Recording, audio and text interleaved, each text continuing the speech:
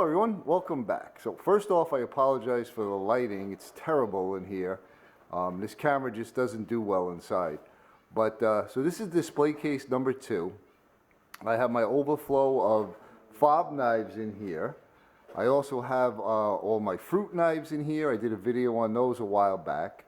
I have some novelty knives in there. I also have a whole nother display of novelty knives, which I'll do. I have some Barlow's, what I call gentleman's knives or pen knives, and a couple of the first knives I ever made. So what we're going to do is I'm going to pull some of them out and I'll show you some details, and I'll call this something like All About Knives. But the first one we're going to grab, let me see if I can get that in there, is that one right there. So let me get that set up on the table and I'll show you. Alright, so here we have the first knife that I made. I did not make the blade. I used a broken blade from a knife that I had.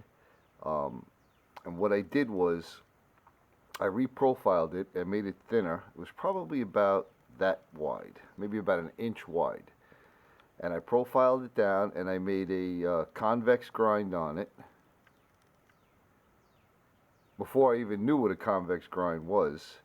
Stainless steel. I polished it out, and I used this deer antler from a spike, polished it up, and these are just 2 nails.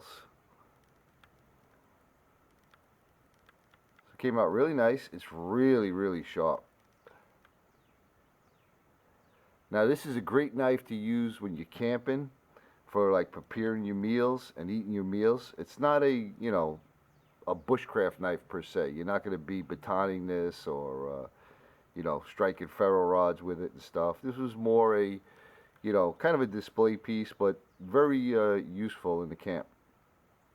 Doesn't have a full tang, obviously, just those 2 pins holding it in and some epoxy in there. But I thought it was really cool. I'll tell you what, it really fits in your hand well. Cut your steak up.